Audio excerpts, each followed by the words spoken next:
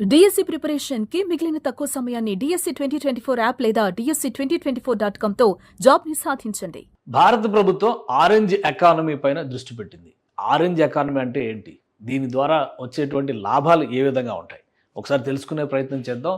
సాధారణంగా intellectual property rights అంటే ఏదైనా కానీ క్రియేటివ్గా సృష్టించేటువంటి దానికి సంబంధించి వచ్చేటువంటి ఆదాయాన్ని ఆరెంజ్ ఎకానమీ అంటారు, క్రియేటివ్ ఎకానమీ అని కూడా అంటారు. ఇప్పుడు భారత ప్రభుత్వం దానిపైనే ఫోకస్ పెట్టింది. వేవ్ సమిట్ పేరుతో దీనికి సంబంధించినటువంటి ప్రక్రియని ప్రారంభించింది. ముంబైలో ప్రధానమంత్రి నరేంద్ర మోడీ ఆధ్వర్యంలో ఈ ప్రోగ్రామ్ స్టార్ట్ అయింది. వేవ్స్ అంటే world audio visual and entertainment summit అనేటువంటి పేరుతో భారత ప్రభుత్వం దీన్ని ప్రారంభించింది. దీనికి ఉన్నటువంటి ప్రత్యేకతలు ఏంటి ఒకసారి విశ్లేషించేటువంటి ప్రయత్నం చేద్దాం. ఆంధ్రప్రదేశ్ నుంచి చిరంజీవితో సహా సినిమా ఇండస్ట్రీకి సంబంధించినటువంటి అనేక మంది ప్రముఖులు, అక్కినేని నాగార్జున, నాగ చైతన్య, అలానే రాజమౌళి వీళ్ళందరూ కూడా వెళ్ళారు. చాలామంది ఇండియన్ ఫిల్మ్ ఇండస్ట్రీకి ఒక విధంగా ఐడల్స్గా చెప్పుకునేటువంటి వాళ్ళందరూ కూడా ఇక్కడ జమ అయ్యారు. ప్రధానమంత్రి నరేంద్ర మోడీ ఈ కార్యక్రమాన్ని ప్రారంభించారు. ఈ కార్యక్రమం ప్రారంభించడంతో పాటు ఒక టాస్క్ని వీళ్ళకి అందరికీ కూడా ఇచ్చారు.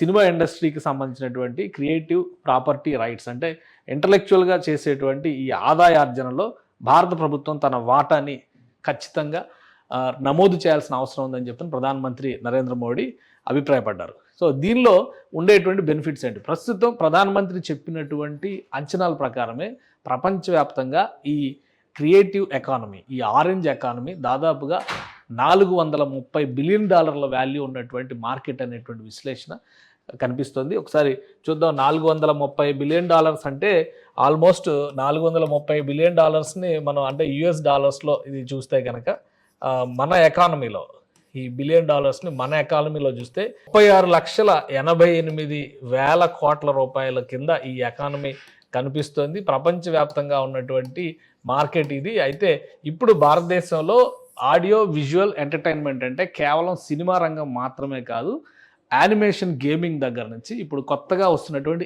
AI టూల్స్ని కూడా దీనిలో ఇంక్లూడ్ చేసి ఈ మార్కెట్లో కొత్త ప్రయోగాలు జరుగుతున్నాయి.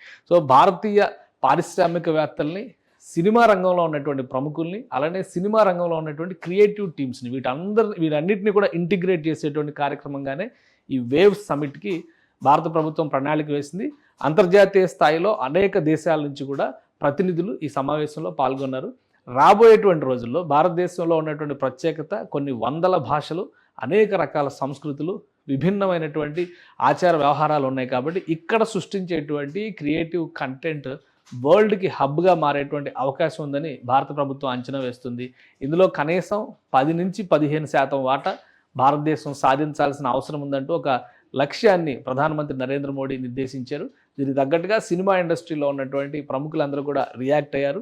ఇప్పుడు ఉన్నటువంటి వరల్డ్ క్లాస్ ఫిలిం మేకింగ్ని భారతదేశం ఇప్పుడు అంతర్జాతీయ స్థాయిలో, హాలీవుడ్ స్థాయిలో సినిమాలు తీస్తున్నటువంటి తరుణంలో ఇటువంటి కార్యక్రమాలు నిర్వహించడం ద్వారా వరల్డ్ ఎంటర్టైన్మెంట్ ఎకానమీలో మన స్థానం పదిలం చేసుకోవాలనే లక్ష్యంగా కేంద్ర ప్రభుత్వం అడుగులు వేస్తుంది. ప్రతి సంవత్సరం కూడా ఈ వేవ్ సమిట్స్ నిర్వహించడం ద్వారా ప్రపంచవ్యాప్తంగా వస్తున్నటువంటి పరిణామాలు, అలానే ప్రపంచ స్థాయిలో జరుగుతున్నటువంటి ఆవిష్కరణలకి ఇక్కడ ఒక వేదికగా మలిచేటువంటి ప్రయత్నం చేస్తామంటూ భారత ప్రభుత్వం హామీ ఇచ్చింది. సో రాబోయే రోజుల్లో మన దేశంలో animation, gaming, AI based creativity, అలానే సినిమా రంగానికి సంబంధించి మ్యూజిక్ కానీ ఇతర అంశాలు, ఈ క్రియేటివ్ అంశాలు అన్నిటినీ కూడా పెద్ద ఎత్తున ప్రోత్సహించేందుకు కేంద్ర ప్రభుత్వం నిర్ణయం తీసుకుంది. ఆ దిశగా రాష్ట్ర ప్రభుత్వాలు కూడా ఆలోచించాలనేటువంటి డైరెక్షన్ని ఇప్పటికే ప్రధానమంత్రి నరేంద్ర మోడీ ఆవిష్కరించారు. సో చూడాలి 36 లక్షల కోట్ల ఎకానమీలో భారతదేశం వాటా ఎంతవరకు వస్తుందనేది. సుమన్ టీవీలో మీ పర్సనల్ అండ్ బిజినెస్ ప్రమోషన్స్ కోసం కింది నెంబర్కి కాంటాక్ట్ చేయండి.